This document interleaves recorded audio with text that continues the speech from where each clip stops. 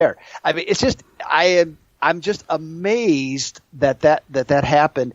But yet, when you think about also some of the competition, I mean, Kansas City, everyone knew was flawed defensively. Majorly. The Chargers looked like they were the real deal. Maybe they would have been if they would have gotten home field advantage, for the when they lost to Baltimore on that Saturday night. So that cost them basically the number one seed. So maybe that would have happened. So they've made their own luck. They're extremely well coached, and it's amazing that they're there. But yet, I still look at how the quality of the teams are. I'm just not sure New England is as good. Now, that doesn't mean New England can't win the game. I'm not saying that at all. I'm just saying in terms just purely from a purely handicapping standpoint of looking at position by position. And actually, I end up doing an article where I break this all down, and I pretty much already know, based on just without going into details, that the Rams are going to come out ahead. And typically, that's who wins. Yeah. Typically, that's true. The first team that comes out ahead is really statistically the team that definitely wins. A lot of people might say that the Patriots have been there before, so they might be the first team to score. There's some props out on that. I'm not sure if I think Belichick likes to kick, right? Doesn't he? Likes to kick off when the coin toss? I think most of them do, but on occasion, I think if he feels like he has the right matchup, he'll take the ball. They just did against Kansas City. Oh yeah, it's that defense. Yep. More possessions, the better. Yeah. So I think he's not married to the idea of just automatically taking the ball the second half. The other aspect of this too. Now, and this is Super Bowl, and again, this isn't a huge number, but underdogs of 3 or less in the Super Bowl, 9-4 ATS. Oh wow, there you go. That kind of tells you something. The line somewhat tells you something right there, and that's the last 13 Super Bowls, I would guess. So it's a total of, yep. Total of 3 and less. There's 13 out of 52 Super Bowls. About a quarter of them, a quarter of them was 3 or less. So yeah, I find that interesting. Go back in the 70s and 80s, there were all those mismatches. Where it was, often anywhere from 6 to 12, 13 points. And those back in those days, but obviously that's not the case so much anymore. Right, absolutely. It's been definitely a little bit tighter over the past few years. Well, let's get right into the props then. I think we both agree that the unders look good. Teams will come out, start running the ball. Belichick's probably going to make Goff beat him. He's probably going to try to stop the run, C.J. Anderson and possibly Gurley. Don't know what the hell's been wrong with him, but I think that's where some of the values on the under. Let's talk about some of the props, and I'll go first here. I think if you're going to bet the Rams, especially to win the game on the money line, and I did this last year and it worked out for me, I take the MVP. I think you're going to get plus 250, 2.5 to 1 on Jared Goff to win the MVP. I don't know any other way, if the Rams win, that this MVP is not going to Jared Goff, unless maybe Aaron Donald at 20 to 1. So my thoughts, if you like the Rams to win this game, I'd rather be betting Jared Goff for MVP and sprinkle a little bit on the Aaron Donald plus 2,000, 20 to 1. What are your thoughts on that? Yeah, I think that's, when you start looking at props, it's the same thing every year. You basically have correlation bets. So you make your decision as to who you think is going to win, and then you just start layering it down. And sometimes it's not even a conscious thought, but it's more of a subconscious thought, as though you start saying, geez, if I think they're going to win, well, this has to happen. If that has to happen, this is going to happen. And then you start, building the premise of the team. So if Jared Goff is obviously he's an excellent thrower. Well, who does he like to throw the ball to? Okay. So then you start thinking receiving yards. I think Todd Gurley, I'm not sure what happened. I still think he's hurt. I mean, even in that game against Dallas, he had it when he opened up. I think he had a 20-yard touchdown run. Instead of just exploding, he just kind of cruised. So I think there's something still going on there. But if he becomes perfectly healthy, and I would think from his own motivation, I would not be surprised to see him have a really big game I think he'll just be ready to go, and I think the extra 2 weeks will help him a lot. Well, he definitely does have an extra 2 weeks, but it's also a switch from what's been working. You just won 2 playoff games with C.J. Anderson. Now you're going to change it? I don't know how much they do. And that's where I think it brings more value to golf for MVP, you know? I agree with that. I do. Yeah, absolutely. Have you thought about any props yourself? There's always the one that I always look for every year, and it's number one, and and it's easy to research. Okay, the national anthem. Yeah, of course. Over under. Of course. Because all you have to do is just you look at how a person, find out who it is, Gladys Knight in this case, and you look at it and you check, let's see how she sings her songs.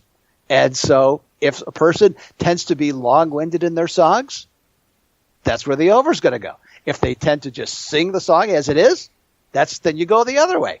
So it sounds stupid, but I'm telling you, that's always the one I look for first.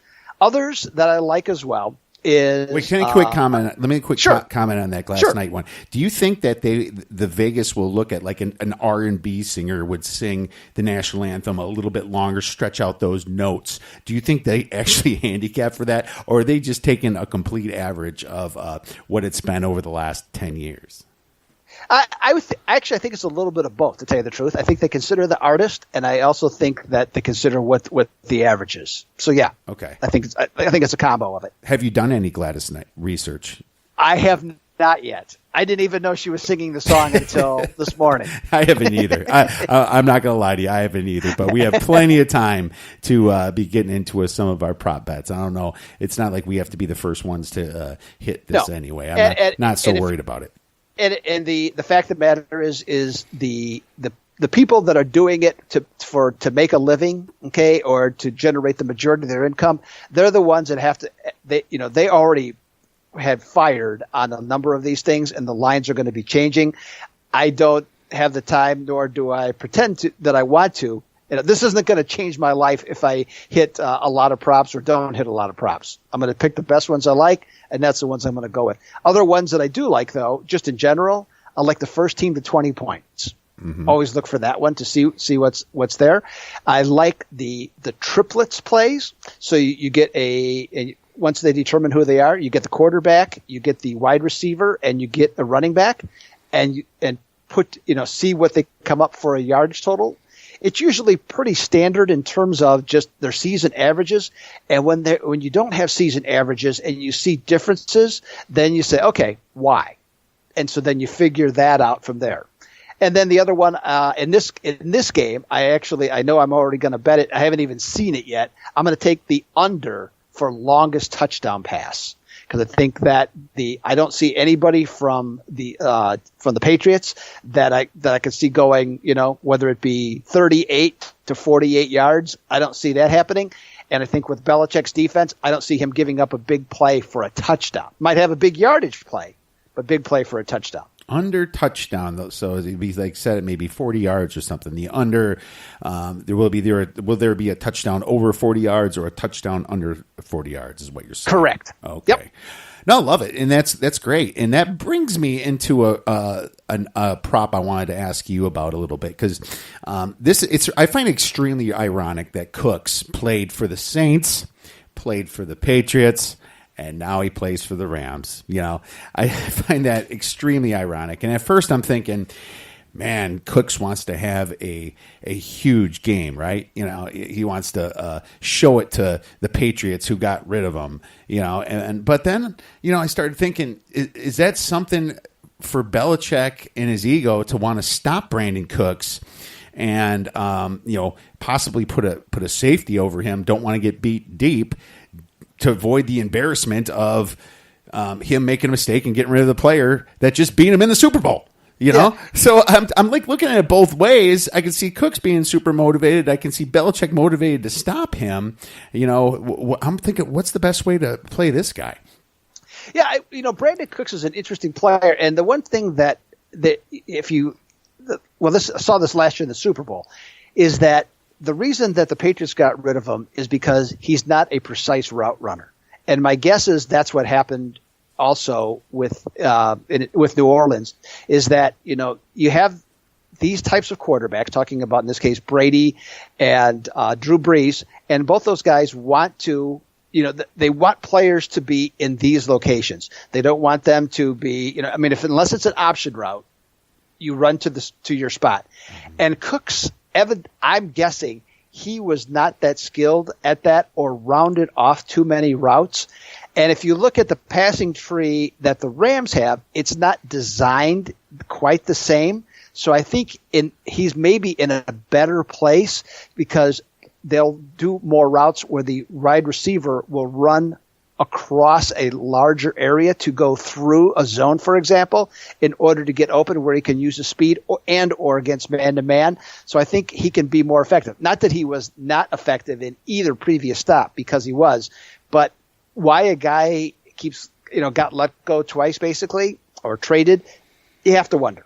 Yeah, he has definitely got the speed, and then you notice with the Saints a terrible route runner like Ted Ginn. I thought he was going to have more catches than 3. It's a prop I actually lost, and him and Breeze were not on the same page. You could see that there's some stuff that the ball should have got to him, or he should have been in the right spot. I think I tend to blame the receiver there. Breeze has been throwing for 18 years or whatever it's been, in the NFL, 16 years. I can't remember, but I think a big route runner is kind of important.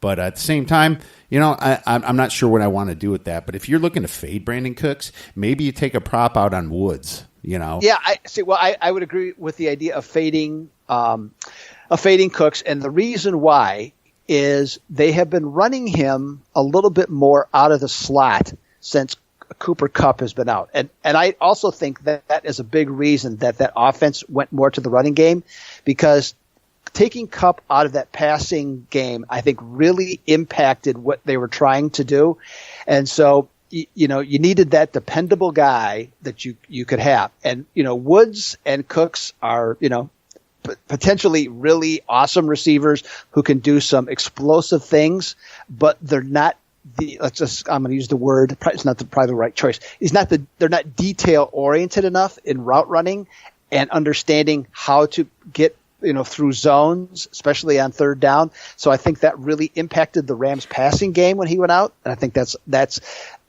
how everything evolved to where they became more dependent on the run.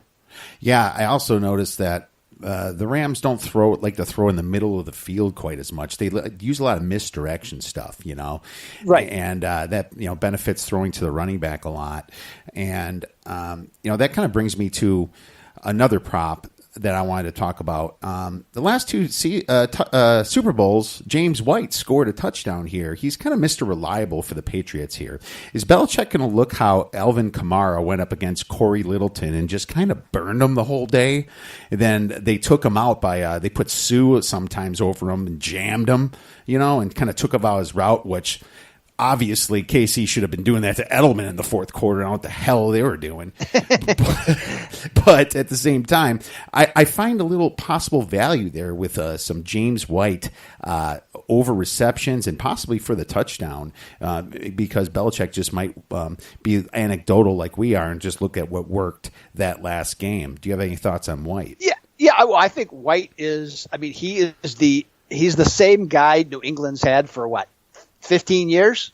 They always 8 have years that. Or something. Well, but they've always whoever that player is. Oh, right. Right. They always have that guy who can is a valuable receiver out of the backfield. Runs a little bit, can get open against anybody. He's a mismatch for everybody, and he has enough speed to break down any linebacker. So yeah, I 100% agree with you that White has value. For a touchdown, for sure. And then also, I would think that the Rams are going to come up with something different to slow him down. And I think the physical aspect might be, but in terms of the touchdown, I really like your thought on that one. Yes, absolutely. Good. So that's one I was definitely thinking about taking White for a TD or possibly for a few receptions there. Yep. So that's great. Another one that I thought was giving to us against the Saints game. There's a play for this guy. I think since Cooper Kupp's been out, a possession receiver has been what the Rams have been lacking. And I don't think Reynolds has really lived up to what Cooper Kupp's done. And I think they're going to